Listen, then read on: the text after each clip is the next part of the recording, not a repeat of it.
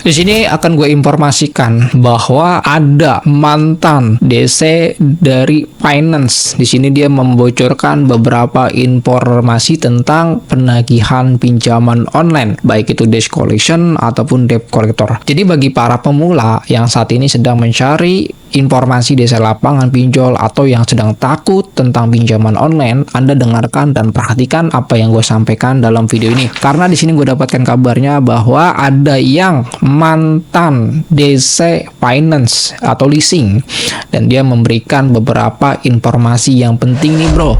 Nah, isi bocorannya seperti apa? Ini akan gue publik dan gue akan berikan beberapa narasi-narasi yang dia sampaikan di dalam YouTube dari Tulis Pinjol. Oke, kita akan masuk saja ke dalam pembahasannya.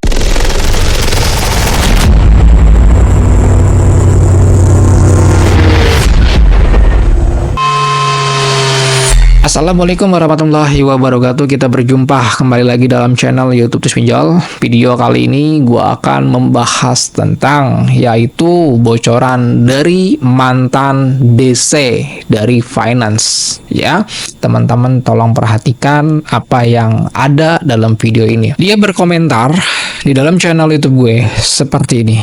Akan gue bacakan.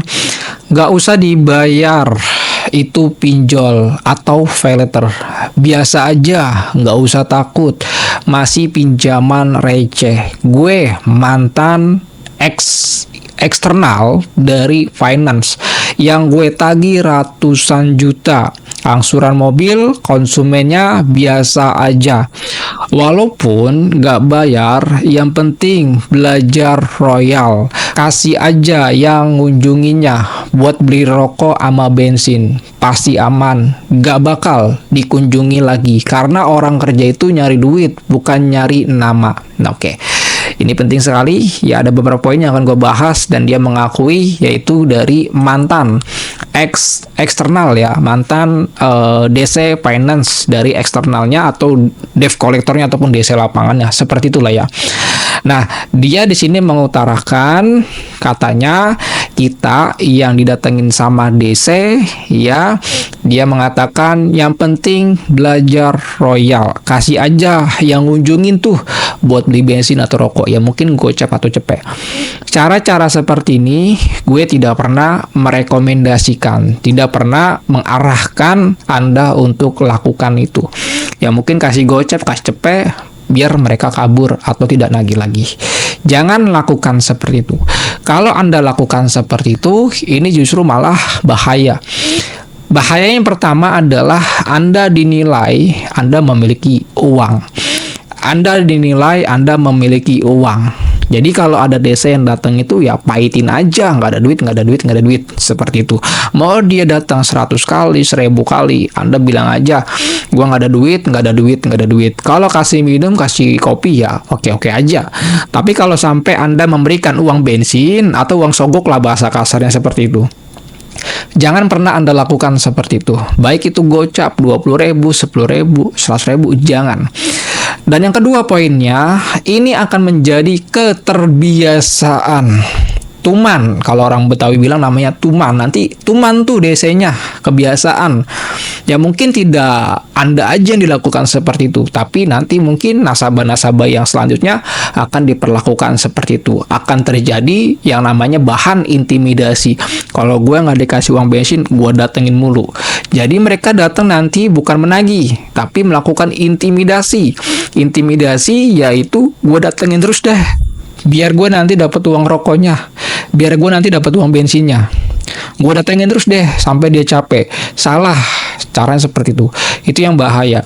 Jadi teman-teman, kalau misalkan datengin sama DC, debt collector ataupun dari pinjol manapun ataupun dari manapun ya, pokoknya debt collector, jangan sekali-kali Anda memberikan uang rokok entah gocap atau 100.000, jangan pernah Anda lakukan itu. Anda pahitin aja, nggak ada duit ya nggak ada duit, kayak gitu kan. Kalau dia minta minum, minta kopi, ya kasih aja, karena kita menganggapnya dia adalah tamu gitu. Tapi kalau Anda sampai memberikan rokok nih atau 50.000 atau 100.000, jangan pernah lakukan itu. Sama aja Anda menyogok. Ya kalau sudah menyogok, nanti debt collector itu akan tuman. akan menjadi keterbiasaan. Dan itu nanti dia lakukan bukan kepada Anda saja, tapi semua nasabah akan dilakukan seperti itu. Akan menjadi bahan intimidasi. Jadi teman-teman, royal boleh, tapi Anda harus lihat kondisi dan kepada siapa Anda royal. Ini kan penagihan. Dia kerja, ya sudah, jalankan saja fungsinya dengan pekerjaannya dia. Anda royal mungkin sama saudara ataupun sama yang lainnya. Tapi kalau ini kan penagihan, nggak harus seperti itu. Kalau mau Anda seperti itu, ya mendingan bayar sekalian aja. Bayar full sekalian. Daripada Anda kasih orang seperti itu, hanya sekedar datengin, mereka itu datang ke rumah Anda hanya sebagai petugas. Dia kerja. Tugas dia hanya menanyakan tunggakan Anda yang selama ini telat bayar, itu problemnya apa, masalahnya apa, kendalanya apa. Dia hanya mau tahu itu aja. Kalau Anda nggak bayar, maka dari situ nanti akan ngeripot ke pimpinannya, nasabah ini tidak akan bisa bayar karena nggak punya duit. Selesai masalahnya. Bahkan utang pinjol itu, kalau Anda galbay, tidak akan dipenjara. Harta barang Anda, kendaraan Anda tidak akan disita kalau Anda gagal bayar atau tidak bayar di pinjaman online legal OJK. Jadi jangan Anda takuti ketika DC itu datang ke rumah Anda. Mereka itu tamu, mereka itu petugas, hanya menanyakan saja.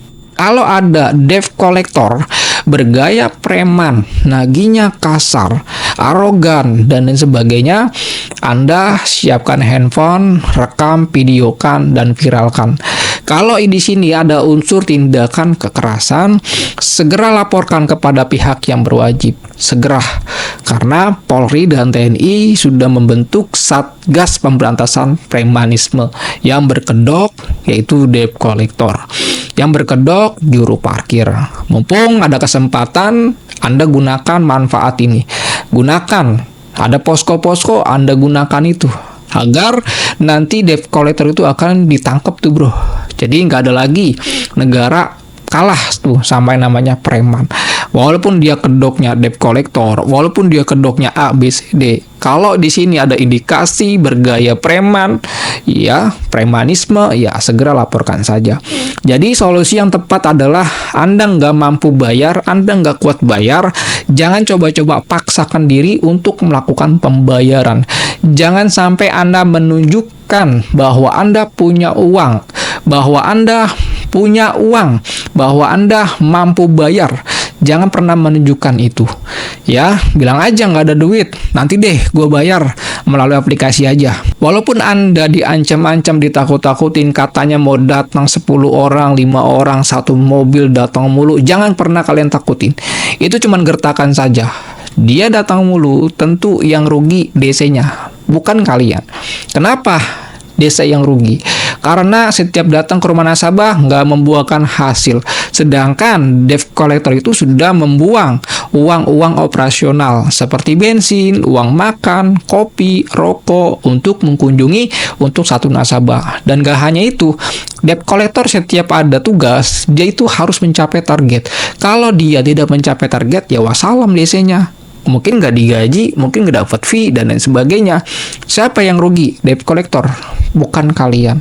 Jadi teman-teman, jangan kalian takutin DC-DC lapangan yang katanya datang, yang katanya orang timur, katanya begini. Jangan pernah kalian takutin. Lebih baik Anda gagal bayarkan daripada Anda sampai gali lubang untuk lubang dan ujung-ujungnya menambah masalah baru. Beban Anda makin berat. Jadi mungkin gitu aja informasinya. Assalamualaikum warahmatullahi wabarakatuh. Salam galbay.